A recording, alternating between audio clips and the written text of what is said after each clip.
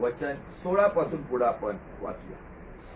म्हणून आम्ही धैर्य सोडित नाही, म्हणून आम्ही धैर्य सोडित नाही, परंतु जरी आमचा बाह्य देह क्षय पावत आहे, जरी आमचं बाह्य देह वयोमानानुसार नैसर्गिक समस्यामुळं परिस्थितीमुळं जरी आमचा बाह्य देह क्षय पावत आहे, म्हणजे कुठंतरी वयोमानानुसार कुठंतरी डळमळीत होत आहे, तरी अंतरात्मा दिवसेंदिवस नवा होत आहे. जरी शारीरिक यातना आहेत, शारीरिक दुःख आहे, शारीरिक संकट आहे, नाना प्रकारचे आजार आहेत, व्याधी आहे, विकार आहे, पण तिथं तो लक्ष देत नाही. पण तो म्हणतो तरी आमचा अंतरात्मा, आमचा आतील मनुष्य, आमचा इनर मॅन दिवसेंदिवस नवीन होत आहे. आमेन. मग आनंद हे कळला की जरी शरीरामध्ये दुखणं आहे, कंबर दुखती, पोट दुखते, गुडघे दुखते, पण त्याच्यापेक्षा मी प्रभूमध्ये चालत आहे, माझा अंतरात्मा नवीन होत आहे. मी जरी शरीराने वयस्क होत आहे, पण आत्म्याने मी तरुण होत आहे. हालेलुया. मला नेहमी सांगावंसं वाटतं की तुमच्याकडं काय नाहीये ना त्याच्याविषयी दुःख करू नका, तुमच्याकडे काय आहे ना त्याच्याविषयी आनंद करा. हालेलुया. कधी कधी आम्ही काय करतो माहितीये का, आमच्याकडे हे नाहीये, ते नाहीये, त्या गोष्टीसाठी आम्ही दुःख करतो. परवा मी एका व्यक्तीकडे गेलो होतो आणि खूपच निराश झालेला व्यक्ती, आणि इतकं म्हणजे जवळजवळ पाऊण तास त्यांनी त्याची तक्रारच मला सांगितली, आणि इतकं वाईट परिस्थितीमध्ये तो असं आहे तरी असं दाखवलं. मुलीचं लग्न झालं, तिला मूल होत नाही, नवरा त्रास देतोय, त्याच्यानंतर मुलाचं लग्न होत नाहीये, अनेक अशा काही गोष्टी आहेत, फायनान्शियली प्रॉब्लेम आहे, पण एका भाड्याच्या घरात राहत आहे. तर मी त्यांना सांगितलं तुम्ही सगळी तक्रार केली, तुमच्याकडे जे नाहीये, तुम्ही म्हणता की आमचे नातेवाईक आमच्यावर हसतात आहे, अजून आम्ही भाड्याच्याच घरात आहे, अजून मुलाचं लग्न होत नाहीये, मुलीच्या संसारात असं आहे, अजून आम्हाला या गोष्टी ऐकाव्या लागत आहेत. त्यांना म्हणलं तुमच्याकडं लोक जे सांगतात लोकांच्या पद्धतीने जे नाहीये म्हणून तुम्ही दुःख करताय, पण तुम्ही त्या लोकांकडे बघू नका. त्यांना म्हटलं तुम्ही ससून हॉस्पिटल किंवा पुणे स्टेशनच्या फुटपाथवर लक्ष लावा. तिकडं लोक खुल्या आसमानच्या खाली 3 दगडं ठेवून स्वयंपाक करत आहे, तिकडंच राहत आहे. तुम्ही त्यांना बघा आणि तुमच्या परिस्थितीला त्याची तुलना करा आणि देवाला धन्यवाद द्या की त्याच्यापेक्षा मला चांगल्या स्थितीत. कधी कधी आम्ही बाहेरच्या गोष्टी बघून ना आमच्याकडे जे आहे ना त्याच्याकडे दुर्लक्ष करतो. मग आपलं स्वतःचं घर असो किंवा भाड्याचं घर असो, कसंही असो, पण ज्या ठिकाणामध्ये मी आहे इतर लोकांपेक्षा माझ्या देवाने मला चांगल्या ठिकाणी, कमीत कमी माझ्या आजूबाजूला 4 भिंती आहे, कमीत कमी माझ्या घरामध्ये किचन आहे, कमीत कमी माझ्या घरामध्ये चांगल्या गोष्टी आहेत. या गोष्टी लोकांचं लक्झरी लाईफ बघून आपल्या जीवनाकडे पाहून निराश व्हायचं नाही. आपल्यापेक्षा खालचा व्यक्ती आहे ना त्याच्याबरोबर तुलना करा आणि देवाला धन्यवाद द्या. हालेलुया. Praise the Lord. तर बायबल या ठिकाणामध्ये संत पौल आम्हाला एक सुंदर संदेश देतो की जरी माझं बाह्य शरीर क्षय पावते, पण मला त्याच्या दुःख नाही, तरी माझा आत्मा नवा होते, यात मला आनंद आहे. माझं आत्मिक जीवन निखारलं जाते, यात मला आनंद आहे. पुढं कारण आम्हावर येणारे तात्कालिक व हलके संकटे, तात्कालिक व हलके संकटे हे आम्हासाठी काय घेऊन येते संकट? देवाचा भय. आम्ही कधी कधी त्या संकटांमुळं इतकं त्रस्त होतो. मग फायनान्शियल संकट असतील, फिजिकल संकट असतील, फॅमिलीचे संकट असतील, समाजाचे संकट असतील, आजूबाजूचे संकट असतील, वादळ वारे नाना प्रकारच्या समस्या असतील. या संकटांना तुम्ही घाबरायचं नाही. संत पौल काय म्हणतोय की आमचा अंतरात्मा नवा होण्याचे 2 कारणं देतोय. नंबर 1, आम्ही धैर्य सोडत नाही म्हणून अंतरात्मा नवीन होतो. दुसरी गोष्ट, जे संकट येतात ना तेच आमच्या आत्म्याला आत्मिक ब्युटी पार्लरमध्ये घेऊन जातं. आमच्या आत्म्याला ते सौंदर्य देतं. आणि संकट काय करतं, संकटाची जी अग्नी आहे ना, जी अग्नी परीक्षा तुमच्या जीवनात आहे, अग्नीमधूनच सोनं 52 कशी बाहेर पडतं. सोनं किती भारी असो, कुठेही सापडलेलं असो, पाण्यातला असो, खनिजामधला असो, पण त्या कच्च्या सोन्याला अग्नी परीक्षेतून बाहेर पडल्यावरच त्याची लायकी दाखवावी लागते. आणि म्हणून तुमच्या आणि माझ्या जीवनामध्ये जे अग्नी परीक्षा येतात, जे काही संकट येतात, त्याच्यामध्ये जेव्हा तुम्ही टिकून राहता आणि तुम्ही त्या संकटाला महत्व न देता देवाला महत्व देता, त्या ते संकट तुमच्यासाठी सार्वकालिक गौरवाचा भार उत्पन्न करतं. ती संकट तुमचं प्रमोशन करतं. मग आपण डायरेक्ट पॉईंटकडे जाणार आहोत. पण संकट येतात कुणाच्या जीवनात? तर संकट पापी व्यक्तीच्या जीवनात पण आहे, दुर्जनच्या जीवनात पण आहे आणि नीतिमानाच्या जीवनात पण आहे. बायबल सांगतं नीतिसूत्र 13:13 मध्ये की वचन तुच्छ मानणारा आपल्यावर अनर्थ ओढावून घेतो.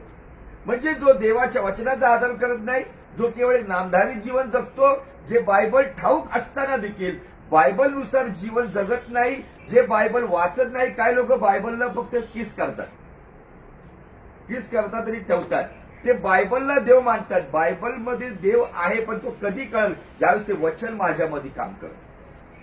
तो वचनाचा देव आहे, जो वचनानुसार आचरण करतो त्याच्यावरती परमेश्वर अनुग्रह करतो. आज प्रॉब्लेम हा आहे की काहींना वचन माहीत असतानाही ते वचनानुसार चालत नाही, वचनाला महत्व देत नाही. आपलं जीवन, फॉर एक्झाम्पल, आम्हाला माहिती आहे 1 Corinthians 3:16 सांगतं की आमचं शरीर देवाचं मंदिर आहे. मग मला सांगा, या जगामध्ये असं कोणतं मंदिर आहे की ज्याला घाण ठेवलं जातं? हे शरीर देवाचं मंदिर, त्याला मी शुद्ध करतो. साबण, शॅम्पू, पाणी, सगळ्या गोष्टी युज करतो. पण या मंदिरामध्ये आम्ही जर एखादं व्यसन करत असेल तर मला सांगू द्या की जसं एखाद्या मंदिरामध्ये जर कुणी एखादं व्यसन करून थुकलं तर त्याला आवडेल का? सेम वे, जर मला माहित आहे की देवाचं मंदिर आहे आणि याच्यामध्ये जर मी कुठलं व्यसन करत असं, म्हणजे कोणतेही असो, तंबाखू, गुटखा, बिसरी, सिगारेट, दारू पासून सगळं असो, हे माहीत असताना जो बुद्धिपरस्पर जर ते व्यसन करतो, बुद्धिपरस्पर जर असं जीवन जगतो, तर त्याच्या जीवनामध्ये येणारं आजाराचं संकट यासाठी येतं की त्यांनी पश्चाताप करावा आणि त्या गोष्टी सोडून देवाबरोबर चांगलं नातं जोडून एक पवित्र जीवन जगावं. काय येतं ते संकट?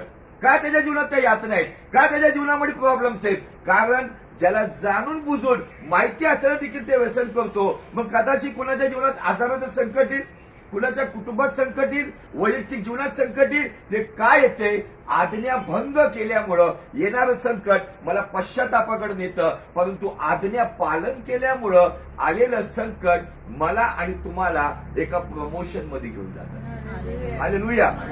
आज्ञा भंग करणाऱ्याच्या जीवनातलं संकट त्याच्या जीवनात पश्चातापासाठी आलेलं आहे, पण आज्ञा पालन करणाऱ्या व्यक्तीच्या जीवनात आलेलं संकट त्याच्या जीवनामध्ये त्याच्या उन्नतीसाठी आलेलं आहे.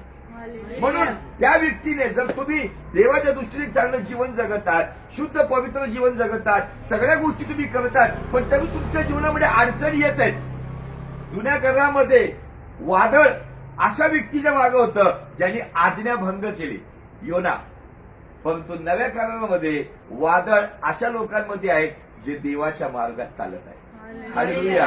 परंतु एक प्रॉमिस, एक अभिवचन, एक वायदा हा आहे, वादळामध्ये तुमचा येशू तुमच्या बरोबर आहे. आमेन. हालेलुया. काय लोक म्हणतात, काय तुम्ही एवढी प्रार्थना करता, काय बाई तू एवढी उपवास करती, देवदेव करती, मग तुझ्या जीवनात असं काय? प्रार्थना करणाऱ्या जीवनात असं काय? त्यांना अभिमानाने सांगा, माझ्या जीवनामध्ये प्रार्थनामय जीवन जगता नाही, येशूच्या मागे चालत असता नाही, जे काही संकट येत आहेत ना, ते माझं प्रमोशन घेऊन येते. माझ्याकडे हे एकच उत्तर आहे, बाकी कोणतं उत्तर नाहीये. जर तुम्ही देवाच्या मार्गात चालत असताना तुम्हाला अपमानाचा सामना करावा लागत आहे, फायनान्शियल प्रॉब्लेमचा सामना करावा लागत आहे, तुमच्या जीवनामध्ये अडचणी आणि दुःख येत आहेत, तर मला सांगू द्या, बायबलचा परमेश्वर सांगतो की नीतिमान जीवन जगून भक्तीचं मार्गक्रमण करत असताना तुमच्या जीवनामध्ये दुःख येणारच आहे, पण त्या दुःखाच्या मागे तुमचा आशीर्वाद आणि तुमचं पारितोषिक ठेवलेलं आहे. आमेन. हालेलुया. Praise the Lord. तर प्रत्येकाचं जीवन माहितीये, माझं जीवन कसं आहे, माझं बोलणं कसं आहे, माझं आचरण कसं आहे, माझं कुटुंब कसं आहे, मी कसं राहतंय, मी खरंच ख्रिस्ती जीवनाने जगत आहे का एक नामधारी ख्रिस्ती जीवन जगत आहे? ख्रिस्ती नाव असलेला मी ख्रिस्ती होत नाही, ख्रिस्ती जीवन असलं पाहिजे. हालेलुया. Praise the Lord. आणि याच गोष्टी आम्ही पाहत आहोत की मग आज्ञा कोणत्या आहेत? तर आम्ही 5 आज्ञा पाहत आहोत. त्याच्यापैकी पहिली आज्ञा आम्ही पाहिलेली आहे, ती आहे होलीनेसवर, पवित्रता. पवित्र जीवन जगत असताना, त्याचं आज्ञा पालन करत असताना येणारं संकट तुमची आणि माझी बढोतरी करतं. परंतु पवित्र जीवन जगण्याची आज्ञा पालन न केल्यामुळं, आज्ञाभंग न केल्यामुळं येणारं संकट मला एक गहन पश्चातापाकडे घेऊन जातं, यासाठी की मी जिथून चुकलोय तिथं पुन्हा यावं आणि चांगली सुरुवात करा. आमेन. त्यानंतर आम्ही दुसरी आज्ञा पाहिली, ती आहे धीराविषयी. आणि या धीराविषयी ज्यावेळेस आम्ही येतो त्यावेळेस बायबलचा एकच व्यक्ती समोर येतो, त्याचं नाव आहे योब. कारण स्वतः याकोब म्हणतो की योबाच्या धीराविषयी तुम्ही ऐकलं का? त्याचा जो धीर, आम्ही कधी कधी विचार करतो कधी परिस्थिती बदलत, कधी आमच्या जीवनात कार्य होईल. पण मला सांगू द्या, जो परिस्थिती बदलू अगर नाही बदलो, जो देवाबरोबर प्रामाणिक राहतो ना, त्याच्यामध्ये असतो धीर. कधी कधी आम्ही धीर सोडून टाकतो आणि त्याच्यामुळे कदाचित आमचं तोंडाचा ताबा सुटतो. कधी कधी आम्हाला नाही बोलायचं ते आम्ही बोलतो, नाही वागायचं ते वागतो. ही धीराची आज्ञा पालन न केल्यामुळं काय काय लोकांचे कौटुंबिक संबंध बिघडले, काय काय लोकांचे व्यवहारिक संबंध बिघडले, काय काय लोकांचे जॉब गेले, काय काय लोकांचे बिझनेस गेले. का? तर धीर न ठेवल्यामुळे. परंतु जे धीराने सोचतात, बायबल सांगतं तेच राज्य करतात. आज परिस्थिती काय आहे? आज परिस्थिती याकडनं पाहता लगेच आजकालचे मी पाहतो काय लोकांना काउन्सिलिंग करायला जातो आम्ही, लग्न होऊन 6 महिने झाले असतात पण त्यांच्यामध्ये वेगळं होण्याचे निर्णय येतात. का? त्यांच्यामध्ये धीर नसतो. परंतु इथं काही लोक असे आहेत की ज्यांच्या लग्नाला 30-30, 40-40 वर्ष झालेले आहेत, परंतु ते धीराने त्या परिस्थितीमध्ये सहन करत आहे, उपाशी तापाशी राहून जगत आहे, वनवन फिरले असतील परंतु धीराने संसारही करत आहे. पण आजकालचे लग्न 3 ते 4 महिन्यामध्ये त्यांना काउन्सिलिंग द्यावं लागतं. का? तर त्यांना त्यांच्या फरमाईशी लगेच फास्टफूड सारख्या पूर्ण झाल्या पाहिजे. परंतु अशा काही तर बहिणी असतील, त्यांच्या अनेक फरमाईशी असतील जे वर्षानुवर्ष पूर्ण झालेले आहेत, पण तरी सुद्धा ते संसार करत आहेत. तर तुमच्या आणि माझ्यासाठी बायबलचा परमेश्वर या ठिकाणामध्ये धीराविषयी जी आज्ञा सांगतो त्याचं पालन जो करतो, भलेही ते पालन करत असताना आणखी संकट येते, पण काळजी करू नका. त्या संकटाच्या मागे देवाच्या गौरवाचा भार असा येईल की जे डोळ्यांनी पाहिलं नाही, कानाने ऐकलं नाही, मनुष्याच्या विचारात आलं नाही, अशा अद्भुत गोष्टी तुमच्या जीवनात होतील. आमेन, हालेलुया. त्याच्यामुळं धीर पाळणं आमच्या जीवनात खूप, पण जे धीर ठेवत नाही मग त्यांच्या जीवनामध्ये येणारं संकट त्यांना पश्चातापासाठी येतं. पण जे धीराने सहन करतात अनेक अडचणी, त्यांच्या जीवनामध्ये येणारे वारंवार संकट, त्यांनी त्या संकटाकडे पाहून तोंड वाकडं करायचं नाही, त्या संकटाकडे पाहून स्माईल द्यायची, कारण त्याच्या मागे तुमचं प्रमोशन येतं. Hallelujah, praise the Lord. Number 3 वरती आम्ही जी आज्ञा पाहिली आणि ती आज्ञा आहे उपासनेविषयी. उपासना करतात काही लोक उपासक आहेत, परंतु काही लोक फक्त टेम्पररी उपासक आहेत. उपासनेची पद्धत आहे, ज्या तुम्ही मंदिरात येताना त्या मंदिरात आल्याबरोबर तुमचं मस्तक देवासमोर झुकलं पाहिजे 2 मिनिटासाठी. तुम्ही ज्या वेळेस देवाच्या सानिध्यात येता, तुम्ही इकडे तिकडे न पाहता तुमचं लक्ष देवाकडे लावलं पाहिजे. तुम्ही उपासना करणारे फक्त भक्तीमध्ये उपासक नसावेत, तर तुम्ही कंटिन्यू उपासना करणारे असावेत. तुम्ही वाहन चालवत असताना, तुम्ही ट्रॅफिकमध्ये असताना, तुमच्या विचारामध्ये तुम्हाला ज्याचं वेड लागले ना, तुम्ही त्याच्या गोष्टीमध्ये राहिले पाहिजे. एखादा व्यक्ती सतत गुणगुणत असतो, जर तो फिल्मी स्टाईलचा असेल तर तो फिल्मी गाणेच गात असतो.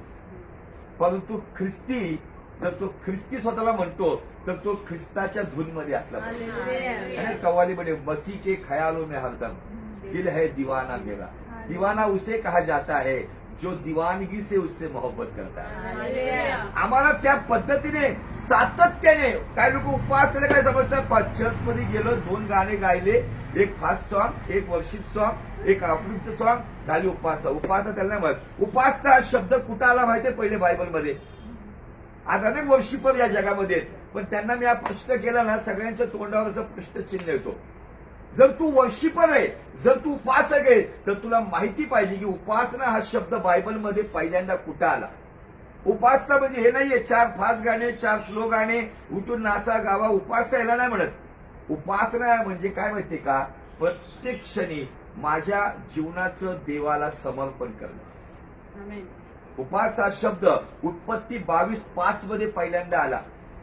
ज्या वेळेला अब्राहम आपल्या एकुलत्या मुलाला बलिदान करायला घेऊन चालला होता, त्यावेळेला तो नोकरांना सांगतो, तुम्ही इथंच थांबा, मी आणि माझा मुलगा उपासना किंवा आराधना, वर्शिप करून येतो. मग अब्राहम काय जाताना कोंगो, गिटार, कॅसिओ घेऊन चालला होता का? काय उपासनेची खरं डेफिनेशन काय? उपासनेचं खऱ्या अर्थाने मैं घटू तू बडे, लेकिन केवळ चर्च में नाही, हर जगे पर.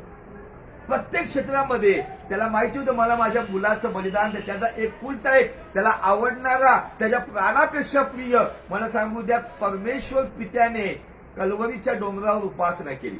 आपल्या पुत्राला बलिदान देऊ. उपासना म्हणजे बलिदान. आमच्या ओटाचं फळ, स्तुतीचं यज्ञ, त्याच्याच बरोबर आमचं चांगलं जीवन, वाईट गोष्टीचा त्याग आणि चांगल्या गोष्टी करणं. म्हणून एक उपासक परमेश्वर अशा पद्धतीने पाहतो जो सतत उपासना करत असतो, जो सतत त्या सानिध्यात असतो, सतत त्या धूनमध्ये असतो. याचे फायदे हे आहेत की तुम्ही ज्या वेळेला सतत उपासना करत राहताना तुम्ही सतत त्याच्या सानिध्यात असता. तुम्ही त्याच्याबरोबर काय म्हणतात, स्टे कनेक्टेड. मोबाईलवाले म्हणतात stay connected with our network. पहिल्या स्लॉटमध्ये 1 नंबर स्लॉटमध्ये आमचं सिम कार्ड घाला. तुम्हाला मला सांगू द्या, 1 नंबर मध्ये स्वर्गाचं सिम कार्ड घाला आणि सतत त्याच्या नेटवर्क मध्ये राहा. हालेलुया. जग तुम्हाला मूर्ख समज, पण स्वर्गदूत तुम्हाला पाहून जेलस होतील. अरे आम्ही उपासना करतोय आणि ह्याच्या आमच्यासारखी हे पण उपासना सतत करत आहे. हालेलुया. Praise the Lord. परंतु आज या आज्ञेमध्ये आम्ही पाहतो की उपासनेमध्ये येतं गीत गाणं, स्तवन करणं, आराधना करणं, प्रार्थना करणं. आणि या प्रार्थनेची, उपासनेचं पालन करताना, आराधना करताना एका व्यक्तीला त्या आज्ञेचं पालन करत असताना सिंहाच्या गुहेत जावं लागलं. पण त्याच्या जीवनामध्ये आलेले त्या सिंहाच्या गुहेचं संकट दानिएलला 120 प्रांताचा एकमेव अधिकारी. पहिले तो 40 प्रांताचा अधिकारी होता, परंतु त्याचं प्रमोशन दुपटीने आलं. 40 वरून डायरेक्ट 120 प्रांताचा अधिकारी झाला. हालेलुया. त्याच्या कारकिर्दीमध्ये बायबल सांगते की तो भाग्यात चढला, टॉप लेवल पोहोचला. कधी? ज्यावेळेस सिंहाच्या गुहेत गेला. त्या गुहेनंतर तो टॉप लेवलवर गेला. कदाचित तुमच्या जीवनात अशी काही संकटाची गुहा असेल का? काळजी करू नका. जर तुम्ही देवाच्या मार्गामध्ये, सर्व परिस्थितीमध्ये, वाईट स्थितीमध्ये देखील त्याच्या मार्गात चालत आहे, येणाऱ्या दिवसामध्ये डबल रीतीने तुमचं प्रमोशन येणार आहे. तुमचं प्रमोशन येणार आहे. हालेलुया. Praise the Lord. त्यानंतर आपण एक चौथी आज्ञा पाहिली, ती होती कोणती? अर्पण. आपल्या जीवनाचं अर्पण, समर्पण. याच्यामध्ये आम्ही भरपूर अशा काही गोष्टी पाहिल्या. तुम्हाला जर या वचनावरती जर उत्सुकता असेल की बाबा मला यातून शिकायचे अजून, तर मला वाटतं फेसबुकवरती आजचा हा 33वा भाग आहे. परंतु युट्यूबवरती जवळजवळ मला वाटतं 29 किंवा 30 नंबरचा भाग असेल. तुम्हाला खरंच जर इच्छा असेल, खरंच जर तुम्हाला आवड असेल आणि तुमच्याकडे अँड्रॉइड फोन असेल आणि तुम्हाला जर या विषयाचा चांगला स्टडी करायचा आहे, तर तुम्ही युट्यूबवर जावा, माझं नाव टाईप करा. तुम्हाला त्या ठिकाणामध्ये सगळे भाग मिळतील. पहिल्या भागापासून तर आजच्या भागापर्यंत सगळे भाग तुम्ही पाहू शकता. उत्तम रीतीने देवाने त्यातून चालवलेलं आहे. तर आम्ही जी आता 5वी आज्ञा पाहत आहोत, ती आज्ञा कोणती आहे? सेवा. कोणती आज्ञा आहे? सेवा करण्याविषयीची आज्ञा. सेवा केल्यामुळे संकट येणार आणि सेवा न केल्यामुळे संकट येणार. मग सेवा कोणती? पहिली सेवा काय आहे?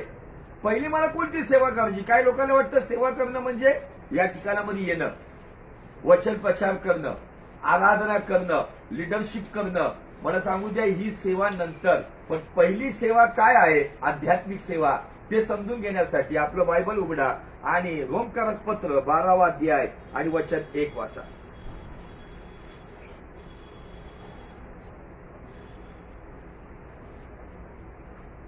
म्हणून बंधुजनो, हा, मी देवाच्या करुणेमुळे तुम्हाला विनवितो की हा, तुम्ही आपली शरीरे जिवंत पवित्र व देवाला ग्रहणीय यज्ञ म्हणून, जिवंत, पवित्र व देवाला ऍक्सेप्टेबल, देवाला ग्रहणीय, देवाला आवडणारं तुमचं शरीर म्हटले येता. तुमचं शरीर देवाला पवित्र, ग्रहणीय, जिवंत, मेल्यावर नाही, जिवंत असतानाच, हा, ग्रहणीय यज्ञ म्हणून समर्पण करावी. ग्रहणीय यज्ञ म्हणजे काय जाळायला द्यायचं का आपलं शरीर? नाही. या शरीरामध्ये असताना आता आपण कसं करायचं? येशू ख्रिस्तानी खूप सुंदर उदाहरण दिलं. तुझा डोळा जर पाप करत असेल है ना, तर तो डोळा उपटून टाक. 2 डोळे असून नरकाची अग्नी पाहण्यापेक्षा 1 डोळ्याने स्वर्गाच्या देवाला बघ. हालेलुया. मग कसं करायचं? जर तुझा हात जर तुला कुठंतरी पाप मार्गामध्ये नेत आहे, तुझ्या हाताने जर कुठले पापी, म्हणजे आता हाताने तर लय मोठं पाप करतात. याच्या मी काल तरुणांमध्ये बोललो तर सगळ्यांना एकदम असं डोळे मोठे करून बघत होते. व्याभिचाराचे प्रकार अनेक आहेत. शारीरिक व्याभिचार आम्हाला माहितीये, जो शरीराने केला जातो. पण आज एक सगळ्यात मोठा व्याभिचार कोण करते माहितीये का? हे बोटं करत आहे. यशया 59:4 मध्ये दिलेलं आहे, तुमची बोटं अधर्माने विटाळलेली आहेत. मग कोणता अधर्म? मोबाईलवरती घ्यायचं, एखाद्या सुंदर पुरीचा फोटो ती अपलोड करते, तिलाही कळत नाही ती का करते. ती फक्त का करते माहितीये का? केल्यानंतर 10 मिनिटांनी चेक करते किती लाईक मिळाले, किती कमेंट मिळाले. मग त्या कमेंटमध्ये एखादा मुलगा त्या मुलीच्या फोटोला कमेंट करतो गॉर्जियस. मला सांगू द्या, हे कमेंट नंतर त्या ठिकाणामध्ये तो व्यक्ती जे बोटाने करतोय हे पाप आहे का चांगलं काम आहे? मुंबईमध्ये तर मी असे काही लोकांचे ऐकले की तिथं कमेंट असे येतात, लुकिंग सेक्सी. मी डायरेक्ट बोलतो, आज व्यभिचार या बोटांनी होत आहे. रात्र रात्र लोक चॅटिंग करत आहेत, रात्र रात्र एकमेकांना घाणेरडे मेसेज पोस्ट केले जातात, एकमेकांचे विवस्त्र फोटो सेंड केले जातात. या बोटांनी अँड्रॉइड फोन जेवढा आज असं वाटतं की खूप लाभदायक आहे, पण या फोनच्या द्वारे या बोटांनी आज व्यभिचार केला जातोय. मला आनंद वाटला, मी जस्ट काल आयटम कॉल दिला की ज्यांनी अशा प्रकारच्या पापामध्ये जीवन जगलेले आहेत, जवळजवळ त्या चर्चमध्ये जवळजवळ 200च्या वर युथ होता, जवळजवळ 85% उभे होते आणि पश्चाताप करत होते. आमच्या लेकरांना हॅमरिंग व्हायला पाहिजे. मला सांगू द्या, आता येणाऱ्या तरुणासाठी खूप वाईट परिस्थिती आहे. अनेक प्रलोभन आहेत, अनेक टेम्पटेशन्स आहेत, अनेक आकर्षण आहेत. कुठल्या ना कुठल्या जाळ्यामध्ये तरुणाला पकडण्याचं सैतान काम करत आहे. सगळं फ्री झाले, 299चा रिचार्ज करा, अनलिमिटेड तुम्ही बोलू शकता, अनलिमिटेड नेट वापरू शकता आणि जास्तीत जास्त उपयोग याचा केला जातो. ब्युटिफुल ख्रिस्ती तरुणी देखील त्याच्यामध्ये आहेत, ख्रिस्ती तरुण देखील त्याच्यामध्ये आहेत. आणि या पद्धतीने आज हा बोटांचा व्यभिचार केला जाते. लोक याला खूप लाईटली घेतात. म्हणून संत पौल म्हणतोय की तुमची आध्यात्मिक सेवा काय आहे? तुमची शरीरे जिवंत, पवित्र, देवाला ग्रहणीय अशी यज्ञ सादर करा, ही तुमची आध्यात्मिक सेवा आहे. ही पहिली सेवा आहे. मी प्रचार करणं ही माझी पहिली सेवा नाहीये. साक्षीने आराधना करणं ही तिची पहिली सेवा नाहीये. तुमची आणि माझी पहिली सेवा काय आहे? माझं जे शरीर जिवंत, पवित्र, देवाला मी हात जेव्हा उंच करतो ना, तर या हाताने मी जेव्हा हालेलुया म्हणून उंच करतो ना, काय या हाताने मी चांगलं काम केलंय का? काय या बोटाने मी चांगलं टाईप केले का? डायरेक्टली सांगते मी आज या गोष्टी समजून घ्या.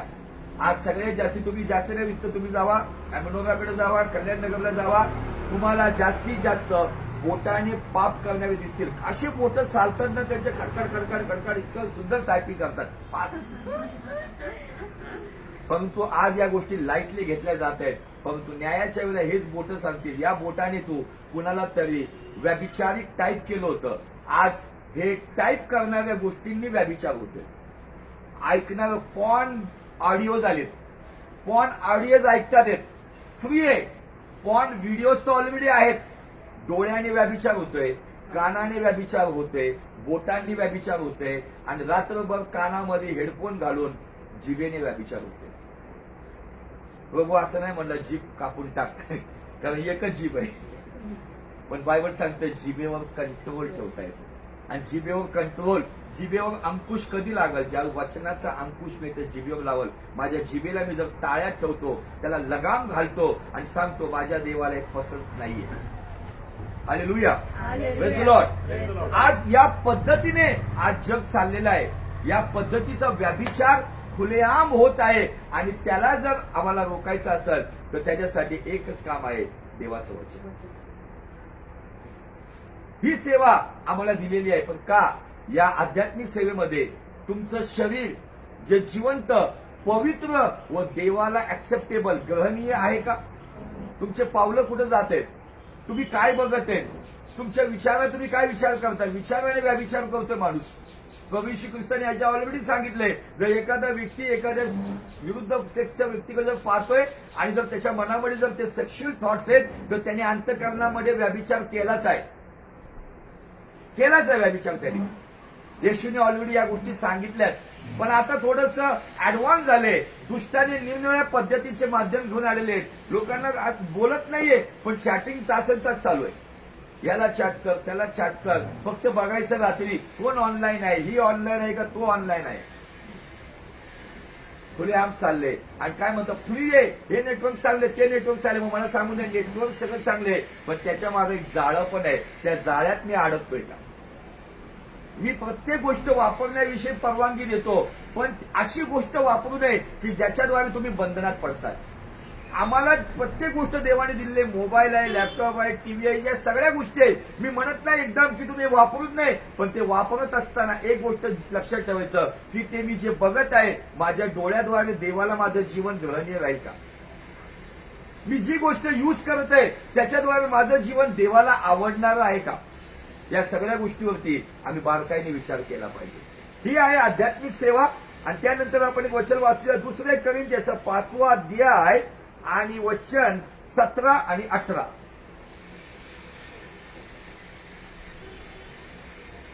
म्हणून जर कोणी ख्रिस्ताच्या ठाई असेल तो म्हणून जो कोणी ख्रिस्ताच्या ठाई असेल तो नवी उत्पत्ती आहे. काय आहे? आम्ही नवीन वर्षाला हे संदेश ऐकला होता, बिशप साखरपेकर यांनी दिला होता. मी आणि तुम्ही यहोवा निस्ती चर्च ऑफ क्राईस्ट मध्ये असाल तर नवीन उत्पत्ती नाहीये. तुम्ही आणि मी जर ख्रिस्त येशूमध्ये आमचं स्वतःचं जीवन शुद्ध, पवित्र आणि त्याला ग्रहणीय असं जीवन जर जगतो तर आम्ही नवीन उत्पत्ती आहोत. New production everyday. प्रत्येक दिवशी आम्हाला नवीन तो बनवतो. पण नवीन केव्हा होईल? जेव्हा मी रोज त्याच्यामध्ये राहील, रोज त्याच्यामध्ये राहील, म्हणजे त्याच्या वचनात राहील, त्याच्या विचारात राहील, त्याच्या इच्छेत राहील, त्याच्या मार्गात राहील. पुढे जुने ते होऊन गेले. जुनं आता जे काय कदाचित घडलं असेल, थोड्या वेळाने आम्ही प्रभू भोजन घेणार आहोत. असं कुणी व्यक्ती असेल की तो काही व्यसनामध्ये होता, पण आज एक पश्चाताप करा, प्रभू मी या गोष्टी करणार नाही, मी याच्यापासून दूर जाणार आहे. त्या जुन्या गोष्टी सोडून एक नवीन सुरुवात तुम्ही करू शकता. पहा ते नवे झाले आहे. नवे झाले आहे. ही सगळी देवाची करणी आहे. ही सगळी देवाची करणी, देवाचा प्लान आहे हा. त्याने स्वतः बरोबर, त्याने म्हणजे पित्याने स्वतः बरोबर, त्याच्या बरोबर आपला समेट ख्रिस्ताच्या द्वारे केला. पित्याने तुमचं आणि माझं कॉम्प्रोमाइज कुठे केलं माहितीये का? पित्याने डायरेक्ट कॉम्प्रोमाइज नाही केलं, तर पित्याने आपल्या पुत्राला वधस्तंभावरती छिन्न विछिन्न केलं, त्याला तोडलं, त्याला लहुलुहान केलं, त्याला घायाळ केलं, त्याला पूर्णपणे त्याच्या शरीरातल्या रक्ताचा शेवटला थेंब पण काढून घेतला. आणि पुत्राच्या द्वारे देवाबरोबर आणि आमचं नातं जे एदन बागेमध्ये तुटलं होतं ते नातं पुत्राच्या द्वारे तिथं त्यांनी समेट केला. कॉम्प्रोमाइज. पापामुळे देवापासून जे आम्ही विभक्त झालो होतो ते विभक्तीकरण वधस्तंभावरती पुत्र पित्यापासून विभक्त झाला, परंतु तो विभक्त होत असताना पुत्राने आमचा हात पित्याच्या हातात घेऊन आमचा समेट केला. हालेलुया. Praise the Lord. पुढे. आणि समेटाची सेवा आम्हास दिली. कोणती सेवा दिली? समेटाची सेवा. काय लोक सेवा करतात, सेवा करत असं त्यांना समजत नाही. सेवा म्हणजे फक्त गावोगावी जाऊन प्रचार करणं, मोठे मोठे संदेश देणं, ते नाही. इथे एक सेवा दिली. कोणती सेवा? समेटाची सेवा. मी जर एक सेवक आहे, तुम्ही जर ख्रिस्ताचे विश्वासणारे आहेत, तर तुमच्या आणि आपल्या वैयक्तिक जीवनामध्ये परिस्थिती काही असो, आम्ही 100% समेट घडवून आणण्याचा प्रयत्न केला पाहिजे. शिस्तही लावली पाहिजे. प्रत्येक गोष्टीमध्ये शिस्तही असली पाहिजे. कुटुंबातही शिस्त असली पाहिजे. तुमच्या नोकरी व्यवसायातही शिस्त असली पाहिजे. परंतु त्याचबरोबर तुम्हाला आणि मला एक सेवा दिली, त्या सेवेचं नाव आहे समेटाची सेवा. ही समेटाची सेवा तुम्हाला जोडणं गरजेचं आहे. तुम्हाला तोडणं महत्वाचं नाहीये. तोडायला खूप इझी आहे, पण जोडणं खूप गरजेचं आहे. पित्याबरोबर आम्हाला जोडण्यासाठी पुत्रांनी आपलं सर्वस्व दिलं. वास्तविक आमचं तारण झालं त्याच्याद्वारे, पण ऍक्च्युअल मध्ये तर काय मिळाले माहितीये आम्हाला? ऍक्च्युअल मध्ये आम्हाला देवाबरोबर तुटलेलं नातं ख्रिस्ताने जोडून दिलं. देवाबरोबर तुटलेलं नातं त्यांनी जोडून दिलं आणि आम्हाला एकत्रित केलं. हालेलुया. Praise the lord. समेटाची सेवा आम्हास दिली. म्हणजे जगातील लोकांची पातके त्यांच्याकडे न मोजता, जगाच्या लोकांचं पाप त्यांच्याकडे देवाने न मोजता देव ख्रिस्तामध्ये स्वतः बरोबर जगाचा समेट करीत होता. देव ख्रिस्तामध्ये स्वतः बरोबर म्हणजे समेटाची सेवा करणारा पहिला व्यक्ती कोण आहे? तर स्वतः देवबाप आहे. तो पहिली ही सेवा करतोय म्हणून मला अभिमान आहे या देवाचा. जगातल्या देवाला मला माहित नाही, ते फक्त सांगतात, पण एक तरी दाखवा की त्यांनी ते केलंय. पण आम्हाला अभिमान आहे, आमच्या देवानी जे आज्ञा दिली ना त्या आज्ञेचं पालन मानवाने नंतर केले, पण स्वतः देवाने पहिले केले. हालेलुया. पण आमचा देव नुसतं बोलबच्चनची आज्ञा देत नाही, तो स्वतः फॉलोअर आहे. तो स्वतः फॉलो करतो, मग तो त्याच्या शिष्यांना किंवा मानवाला सांगतो. इथं बायबल सांगतं की देवाने स्वतः बरोबर जगाचा समेट करत होता. प्रोसेस आहे, चालू वर्तमान काळ आहे, तो करत होता आणि अजूनही करत आहे.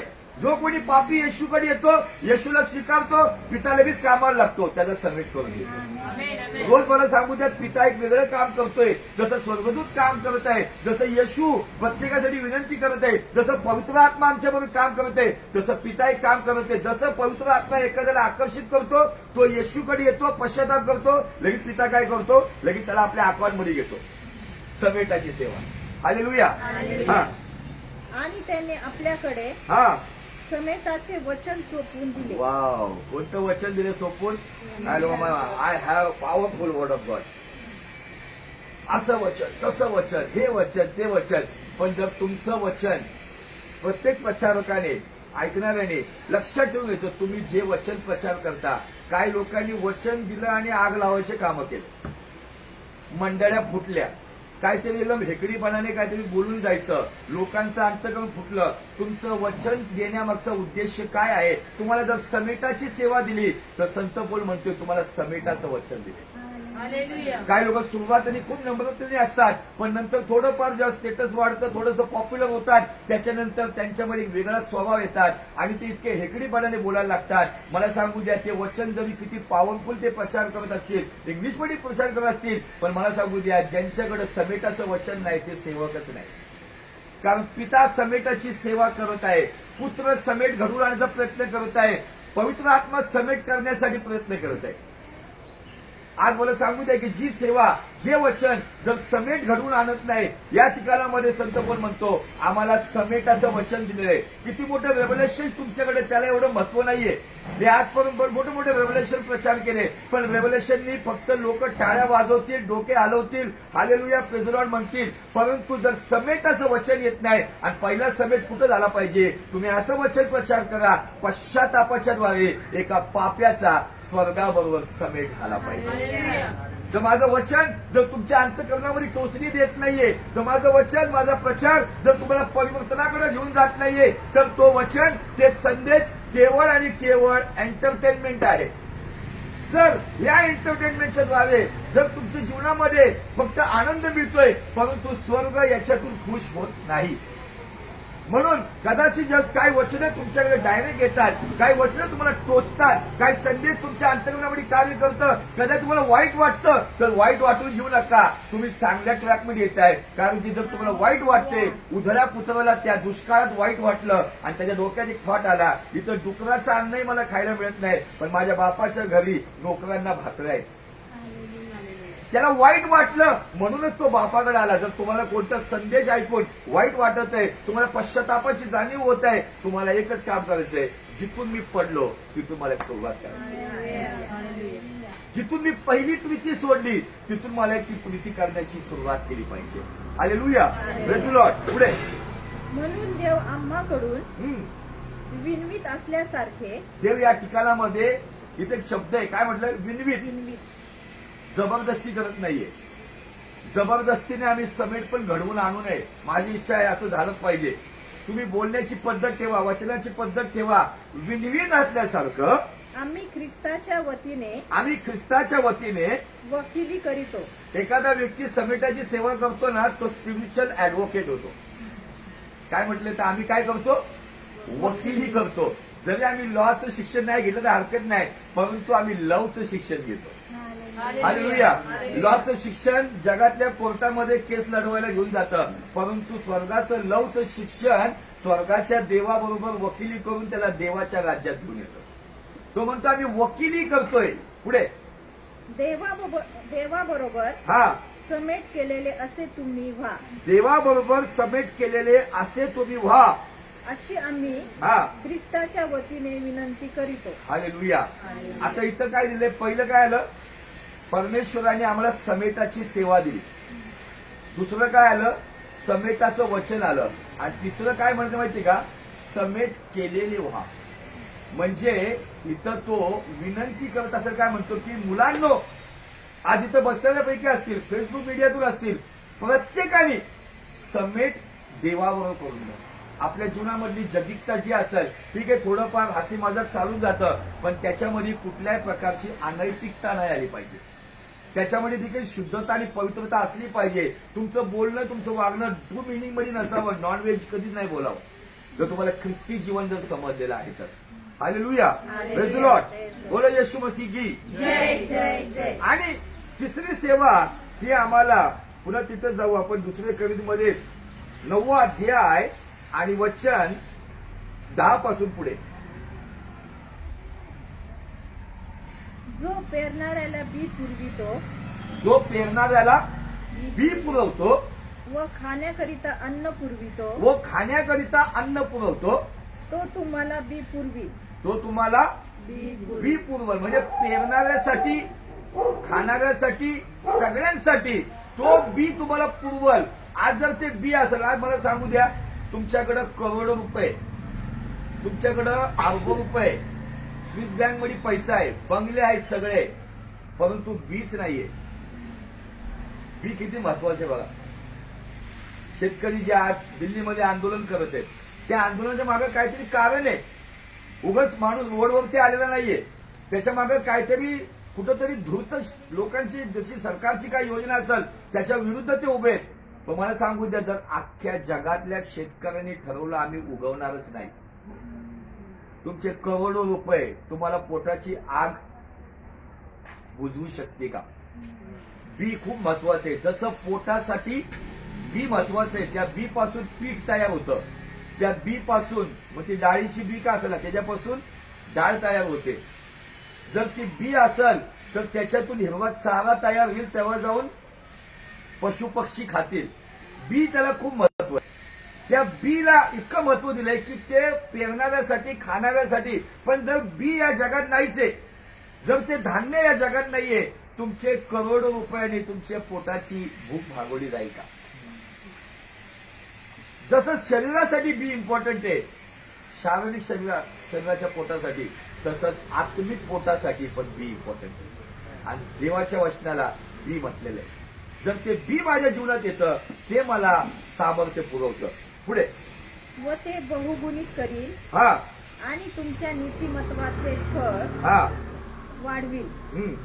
म्हणजे तुम्ही सर्व प्रकारच्या औदार्यासाठी हा सर्व गोष्टींनी संपन्न व्हाल. हा त्या औदार्यावरून तुमच्याद्वारे देवाचे आभार प्रदर्शन होते. आता हे औदार्य म्हणजे मोठ्या मनाने देणं. मग ते देवाच्या राज्यासाठी देणं, एखाद्या गरजू व्यक्तीसाठी देणं. आणि मला आज ही गोष्ट तुमच्या डोक्यात टाकून ठेवा की कुणाकडून अपेक्षा ठेवूच नका. अपेक्षा जर ठेवायची असेल, इथं बी पुरवणारा कोण आहे? चारणारा कोण आहे?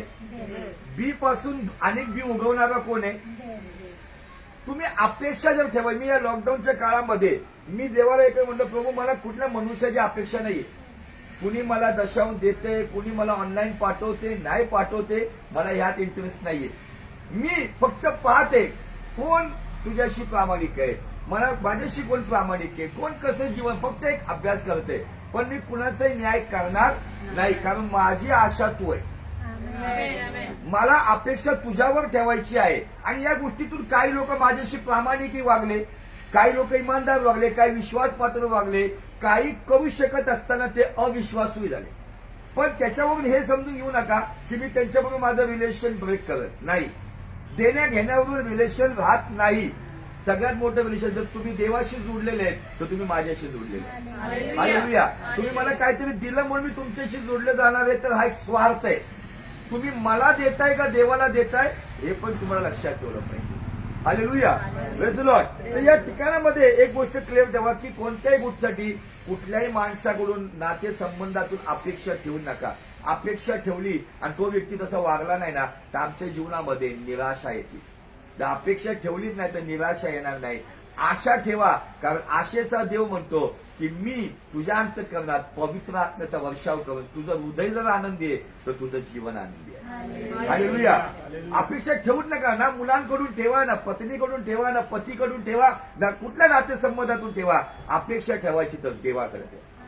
ज्याच्यावर तुम्ही अपेक्षा ठेवता तो तुमची गरज झोपेतही पुरवण्यास. हालेलुया. Praise the Lord. तर इथं तो म्हणत आहे देण्याविषयी तुमचं नीतिमत्वाचं फळ वाढल, तुम्ही बहुगुणित होताल. म्हणजे हे देवाच्या राज्यासाठी. ती तिसरी सेवा मी 3 नंबरवरती आणली सेवा, फर्स्ट नंबरवर आणली नाही मी. पुढं ही सेवा केल्याने ही सेवा म्हणजे बी पुरवण्याची सेवा. जुन्या काळामध्ये पैसा होता का? बी दिलं जात होतं, धान्य दिलं जात होतं. तीच एक चलन होतं. पण आता चलन म्हणून पैसा आलाय. परंतु ही सेवा म्हणजे ही देण्याची सेवा, देवाच्या राज्यात देण्याची सेवा. तुमचं जे देणं आहे, उपकार स्तुती आहे, दशमांश आहे, जे काय वाटेवर, ही सेवा म्हटलेलं आहे. म्हणजे देणंही काय आहे? देणंही काय आहे? सेवा आहे. कदाचित तुम्ही तुमच्यापैकी काही लोक असतील, फेसबुक मिळत असतील, जे स्वतः सेवा करू शकत नाही, पण तुम्ही जे बी पुरवताना आर्थिक स्वरूपाने त्याच्याद्वारे तो सेवक हजारो लोकांपर्यंत पोहोचतो. तुम्ही जे काही सपोर्ट करता, जे 100, 200, 500, 1000, लाख तुम्ही जे काही सपोर्ट करता ते घेऊन तो व्यक्ती स्वतःच्या मौज हाऊससाठी नाही तर त्या पैशाच्या द्वारे, फॉर एक्झाम्पल आता मी सांगतो, उद्या मी चाललोय मनमाड, वैजापूर, गंगापूर, थोडं खेड्यातले भागाने, आणि मी कुठल्याही सेवेमध्ये जसं इतर लोक त्यांचं कोटेशन देतात, त्यांना ऑफरिंग एवढं पाहिजे, गाडी अशी पाहिजे. मला सोलापूरवरून फोन आला, म्हणजे ते तरुण आमची थोडीशी परिस्थिती नाहीये, आमचं बजेट नाहीये. त्यांना म्हणलं माझं काहीही फरमाईश नाहीये, कुठली डिमांड नाहीये, फक्त तुम्ही एवढं सांगा तुम्ही तिकीट काढू शकता का नाही काढू शकत तेही सांगा, म्हणजे मी इथून तिकीट काढू येतो. कुठली फरमाईश नाहीये. पण मला कुणीतरी त्याच्या आधी काहीतरी दिलं, मी तोच पैसा घेऊन मी तिकीट काढून मी तिथं गेलो, सेवा झाली.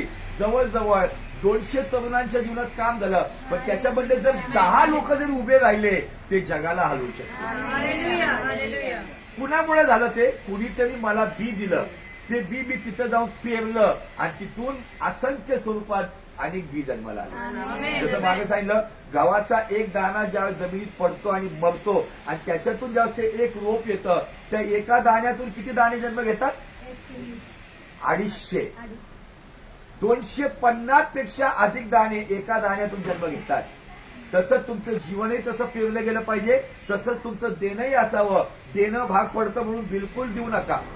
बायबल सांगतं संतोषाने देणारा देवाला प्रिय. ही तिसरी सेवा या ठिकाणामध्ये आम्हाला पाहायला मिळते. आणि तिथं दिले की ही सेवा केल्याने, ही देण्याची सेवा केल्याने पवित्र जनांच्या गरजा पुरविल्या जातात. नंबर 1 होली पर्सन, देवाचे लोक, त्यांच्या गरजा. मला उघडपणे पुन्हा सांगू दे, मागच्या वेळेवरही सांगितलं, देवाने जे काय ऑफरिंग जर सेवकासाठी दिले ना, ते लॅविश लाईफ जगायसाठी नाही दिले, BMW मर्सिडीजचे स्वप्न बघायला नाही दिले, मोठमोठ्या गोष्टीसाठी नाही दिले, गरजेसाठी दिले. आमच्या गरजा पुरवल्या जातात, त्याच्यासाठी जर येते ते गरजेसाठी यूज करावं, आईश करायला यूज करू नये. पुढं इतकेच केवळ नव्हे तर इतकेच केवळ नव्हे तर म्हणजे अजून काहीतरी आहे त्याच्यामध्ये. तिच्याद्वारे तिच्याद्वारे म्हणजे त्या सेवेद्वारे, बी देण्याच्या, आर्थिक सहाय्य करण्याच्या, उपकार स्तुती दशमांशी सेवेच्या द्वारे देवाचे अधिकाधिक आभार प्रदर्शन झाल्याने, देवाचं अधिक नुसतं आभार प्रदर्शन नाहीये, अधिक खूप आभार प्रदर्शन झाल्याने ती सेवा ही समृद्ध होते. ती सेवाही समृद्ध होते. म्हणजे तुम्ही सुरुवात जर ती 100 रुपयाची सेवा केली असेल, जसं आपल्या स्कोपल आणते दिवशी आले की आम्ही पास्टरला केलं पाहिजे, आणि जर या विश्वासाने जसं मी करतो तर या सेवेच्या द्वारे जे काही देवाचं गौरव होतं, पवित्र जनांची गरज भागवली जाते, स्वर्गामध्ये पित्याचं अधिक आभार प्रदर्शन केल्यानं तिथं नोंद केल्या जाते, बाबा कुणी मूठ मोकळी केली, त्या मुठीकडं देवाचा यहोवा जायरा नावाचा अभिषेक येतो, त्याला बरकतीला. मग काय होतं, त्यांनी 100नी सुरुवात केली ना, त्याची सेवेची प्रमोशन होतात, त्याच्या सेवेची उन्नती होती. ही 100ची मूठ 1000ची मूठ व्हायला, ती 1000ची मूठ 10,000ची व्हायला लागते, 10,000ची लाखावर जायला लागते. आणि त्यासाठी एक उत्तम उदाहरण आम्हाला माहिती आहे, ज्याचा उपयोग आम्ही सकाळच्या सुरुवातीला करतोच. ते आहे कोलगेट, है ना? कोलगेट याचा अर्थ काय? कोलगेट हे एक आडनाव आहे. वास्तविक त्याला काय म्हटलं पाहिजे? टूथपेस्ट. पण तुम्ही इथून नगरला जावा, सकाळी जर तुम्हाला त्याची गरज आहे, तुम्ही जाऊन टूथपेस्ट बोलता दुकानदाराला काय म्हणता? कोलगेट. पण कोलगेट आडनाव आहे. मी विचार करतो की एवढा पायंडा किंवा इतका प्रभाव लोकांना पडला का? तर विल्यम कोलगेट या व्यक्तीने, विश्वासणारा व्यक्ती, इंग्लंडमध्ये एका छोट्याशा गावामध्ये राहत होता आणि त्याने त्याच्या गावामध्ये सुरुवातीला हे कोलगेटचं प्रॉडक्ट बनवलं, टूथपेस्टचं. आणि त्यांनी देवाबरोबर करार केला, प्रभू जो माझ्या गावातून हा बिझनेस जर समजा शहरात गेला, मी आता तुला गावामधल्या बिझनेसचा दशमांश देते, दशमांश देते. पण गावातून जर शहरात गेला तर मी तुला 20% देईन. नंतर त्यांनी सांगितले, प्रभू शहरातून जर हा राज्यात गेला तर मी तुला 30% देईन. तसा तसा बिझनेस गेला. नंतर तो म्हणला, प्रभू राज्यातून सगळ्या देशात इंग्लंडमध्ये गेला तर मी तुला 40% देईन. असं करता करता तो देवाशी करार करत गेला आणि त्याची सेवा या पद्धतीने बायबल सांगतं. देवाचं अधिकाधिक आभार प्रदर्शन झालं, पवित्र जनांची गरजा भागवण्यात आले. आणि तिसरी गोष्ट, त्याची ही देण्याची सेवा इतकी समृद्ध झाली की विल्यम कोलगेट प्रभूमध्ये झोपी गेले. त्यांची तिसरी पिढी आहे. पण आज पण कोलगेट कंपनीचं जे काही उत्पन्न आहे ना, त्याचं 90% देवाच्या राज्यात जातं आणि 10% विल्यम कोलगेटच्या कुटुंबात राहतं. पण ते 10% पण बिलियन मध्ये आहे. Hallelujah, praise the Lord. त्यांनी देवाशी करार करत गेला. आणि मला सांगू द्या की लोकांना इतकं जसं काय ते ऍडिक्शन झाल्यासारखं, टूथपेस्ट नाही म्हणत, ओ कोलगेट आहे का? मग भले काय बी येऊ, पतंजली येऊ आणि क्लोजअप येऊ आणि काय पण येऊ, पण कोलगेट हे लोकांच्या डोक्यात फिट बसलं का? कारण की देवाच्या राज्यामध्ये त्यांनी फिट काम केलं होतं. त्याची सेवा समृद्ध केली. जवळजवळ त्याचं 3रं जनरेशन आहे. पण आज पण ही कंपनी टॉप लेवलला, कितीतरी आले आणि कितीतरी गेले, पण आज टॉप लेवलला काय आहे? कारण तो देव वचनाचा देव आहे. ही सेवा केल्याने जी तुम्ही सुरुवात केली ना, तुमची ती सेवा पुढे जाऊन समृद्ध होते, श्रीमंत होत नाही. शब्द काय दिलेला आहे? समृद्ध. श्रीमंत म्हणजे फक्त पैसा, पण समृद्ध याचा अर्थ पैशाबरोबर देवाची शांती. श्रीमंती नका मागू, देवा मला श्रीमंती नकोय, मला समृद्धी पाहिजे. समृद्धी त्याच्याकडे असते. तो साध्या घरात जरी राहतो ना, जे काही कमवतो त्याच्या कमाईला बरकत असते आणि सगळ्यात मोठी त्याच्या जीवनात आणि त्याच्या घरात शांती असते. त्याचं मोठं घर पोकळ वाचा, त्या गोष्टीला काय उपयोग नाही. हजारो रुपये येत आहेत पण त्याचा काही उपयोग नाहीये. वनवन, किरकिर, चिडचिड याच्याने काही फायदा नाहीये. देवाकडे मागायची असेल तर श्रीमंती नको, तर मला समृद्धी दे. हालेलुया. ही समृद्धी हिंदीमध्ये आहे बरकत. आम्ही मत मागो, बरकत मागो. Hallelujah, praise the Lord. आणि या सेवेच्या द्वारे आम्हाला या ठिकाणी पाहायला मिळतं काय होत आहे. त्याचे 3 गोष्टी आम्हाला पाहायला मिळतात. नंबर 1, पवित्र जनांची गरज. नंबर 2, देवाचं नुसतं आभार प्रदर्शन नाही, अधिक आणि अधिक आभार प्रदर्शन. आणि नंबर 3, ही देण्याची सेवा जो करतो त्याच्या सेवेला देव वाढवत राहतो, म्हणजे त्याच्या जीवनात बरकत वाढत राहते. आता या दिवसांमध्ये मी किती देवासाठी केलं नाही केलं मला माहितीये, तुम्हाला माहितीये, आणि मलाही माहिती की प्रभू माझी सेवा मला समृद्धीने भरत आहे. असा कुठला दिवस गेला नाही की आम्हाला कुठल्या गोष्टी खूप सनसन पडली. प्रभूने सांभाळलं, तुम्हालाही सांभाळलं, मलाही सांभाळलं. त्याच्यामागचं कारण पण मला एक सांगायचंय, जे लोक देणार आहेत ना त्या लोकांनी जसं लाईट बिल इमानदारीने भरलंय, प्रत्येक गोष्ट सातत्याने भरलं. इमानदार गिव्हर झाले पाहिजे. इमानदारीने आम्ही पेरला काही विश्वास ठेवा. मी इमानदारीने दर महिन्याला माझी पेरणी केली का? मग चर्च ऑनलाईन असो किंवा ऑफलाईन असो, जर तुम्ही इमानदारीने केलं ना तर तो इमानदार आहे. का मी काय कदाचित एकदा दिला असेल थँक्यू, मी माणूस आहे तर थँक्यू मानेल, पण स्वर्ग थँक्यू नाही म्हणणार. जर मी सातत्याने या गोष्टी करत आहे तर परमेश्वरला माहितीये की हा एक निरंतर उपासक आहे आणि निरंतर देण्याची सेवा करणारा देखील आहे. उपासक आणि सेवक 2 गोष्टी आहेत. उपासक एक चांगल्या जीवनाने, शुद्ध पवित्र जीवनाने, आणि सेवक देवाला देण्याने. Hallelujah, praise the lord. याचा फायदा तुमचाच आहे की तुमची सेवा समृद्ध होणार आहे, तुमच्या जीवनात ते ऐश्वर्य येणार आहे, तुमच्या जीवनात ती समृद्धी वाढणार आहे. आमेन, हालेलुया, प्रेज द लॉर्ड. खरोखर प्रभू चांगला आहे, त्याची दया सनातन आहे. आज पुन्हा मी याच गोष्टीवरती हा पाया घालून घेत आहे आणि या सेवेमधल्या अनेक काही गोष्टी आहेत.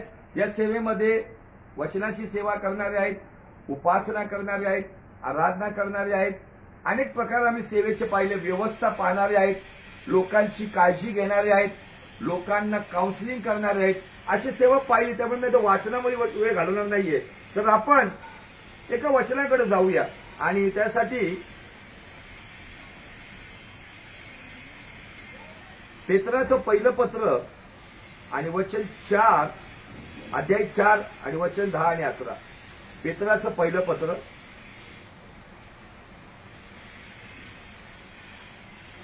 प्रत्येकाला जसे कृपादान मिळाले आहे, प्रत्येकाला, तुम्हाला इथं प्रत्येकाला वेगवेगळे काही ना काहीतरी कृपादान देवाने दिलंय. 1 पीटर चॅप्टर 4 फ्रॉम वर्स 10 to 11. हा तसे देवाच्या हा नानाविध कृपेच्या चांगल्या कारभाराप्रमाणे कृपेच्या चांगल्या कारभाराप्रमाणे ते एकमेकांच्या करणी कारणी लावा. हा, जे काही तुम्हाला मिळाले ना ते एकमेकाच्या फायद्यासाठी लावा. भाषण करणाऱ्याने हा आपण देवाची वचने बोलत आहोत असे बोलावे. भाषण करणाऱ्याने म्हणजे प्रचार करणाऱ्याने उगाच काहीतरी व्यर्थ इकडची तिकडची पकपक करू नये. भाषण करणाऱ्याने आपण देवाचं वचन बोलतोय म्हणून त्याच्यामध्ये शिस्त. काही लोक खूप बेशिस्त प्रचार करतात, काही लोक काहीतरी त्याच्यामध्ये डबल मिनिंग गोष्टी बोलतात, कधी कधी नॉन व्हेजिटेरियन गोष्टी बोलतात. म्हणून देवाचा प्रचार ज्याचा आम्ही करतोय तो पवित्र आहे, त्याचं वचन पवित्र आहे. म्हणून भाषण करणाऱ्याने मी देवाचं वचन बोलतोय त्या पद्धतीने बोलावं. पुढं सेवा करणाऱ्याने ही आपण देवाने दिलेल्या शक्तीने करीत आहोत. ही सेवा देवाने दिल्या म्हणजे मग इथं सगळी आली सेवा. इथं मंदिरामध्ये झाडू मागण्यापासून, ऍडमिनिस्ट्रेशन करण्यापासून, पुलपीठ सांभाळण्यापासून ज्या ज्या प्रकारची सेवा देण्याची सेवा त्याच्यामध्ये आली. सेवा करणाऱ्याने हे लक्षात ठेवलं पाहिजे की देवाने दिलेल्या शक्तीने करीत आहोत अशी करावी. आता कधी कधी कसं होतं, सेवा मीच सगळं करत आहे, माझ्यामुळं होत आहे, माझ्यामुळे सगळ्या गोष्टी. त्यांनी हे समजावं मी जे काय करत आहे देवाच्या शक्तीने करत आहे. पुढं यासाठी की सर्व गोष्टीत, आता सर्व गोष्टीमध्ये तुम्ही ज्या ज्या प्रकारची सेवा केली, तुम्ही झाडू मारलाय त्या गोष्टीत, तुम्ही इथं पाणी ठेवलंय त्या गोष्टीत, तुम्ही सगळं सांभाळले त्या गोष्टीत, मी वचन देतोय त्या गोष्टीत, तुम्ही आराधना कशासाठी उभे राहिले त्या आराधनेच्या गोष्टीत. कदाचित आता थोड्या तुम्ही ऑफरिंग देणार, ते ऑफरिंग देण्याच्या सेवेत, देण्याच्या गोष्टीत. पुढे देवाचे गौरव येशू ख्रिस्ताच्या द्वारे व्हावे. देवाचे गौरव येशू ख्रिस्ताच्या द्वारे व्हावे. गौरव व पराक्रम ही युगानयुग त्याची आहेत. गौरव व पराक्रम युगानयुग त्याची आहेत. पुढे प्रियजनो, तुमची पारख होण्यासाठी जी अग्निपरीक्षा तुम्हावर आली. बरोबर. आता एक अंतिम वचन वाचूया. कलसीकर पत्र त्याचा 3रा अध्याय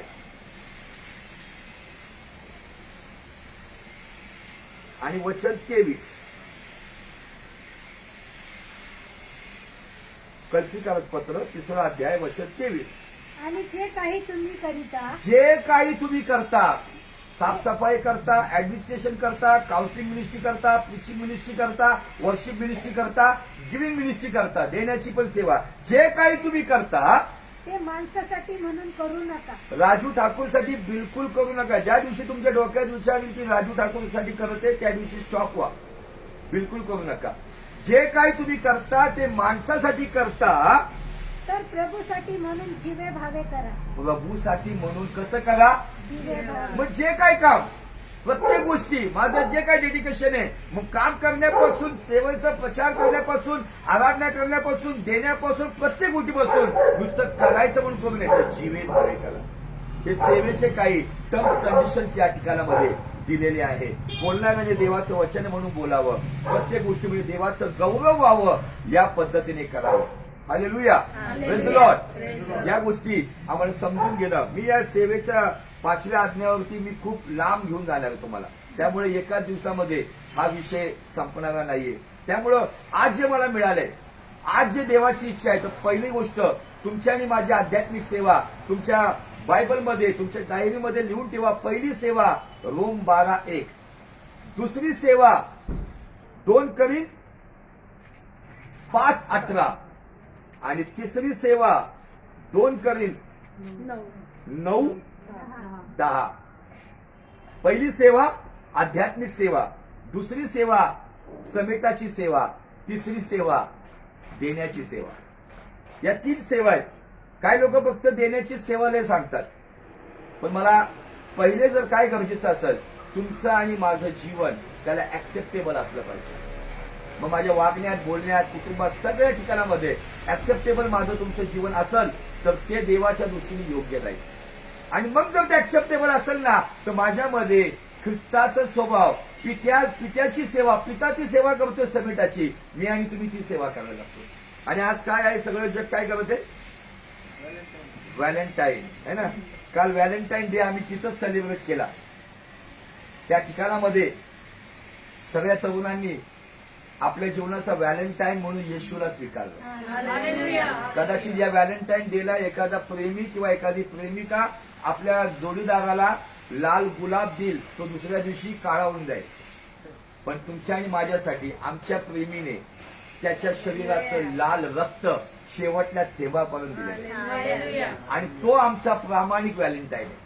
मग त्याच्यासाठी 14 फेब्रुवारीची वाट बघायची गरज नाही. आमच्यासाठी रोज व्हॅलेंटाईन डे. आणि त्या व्हॅलेंटाईन डेची आठवण प्रभू भोजनामध्ये केली जाते. जितक्यांदा तुम्ही हा प्याला पिताल, तितक्यांदा माझ्या व्हॅलेंटाईन डेची आठवण ठेवून. Hallelujah, praise Lord. जग आज या पद्धतीने सेलिब्रेट करत आहे. काय लोकांनी तर एकाच दिवसात 4-5 व्हॅलेंटाईन केले असतात, बनावटी व्हॅलेंटाईन. आणि म्हणून आज या बनावटी व्हॅलेंटाईन मध्ये अनेक तरुणी भ्रष्ट होत आहेत. पण धन्य आहे ते तरुणी ज्यांनी येशूला आपला व्हॅलेंटाईन बनवले, त्यांचं जीवन पवित्र आणि निर्दोष.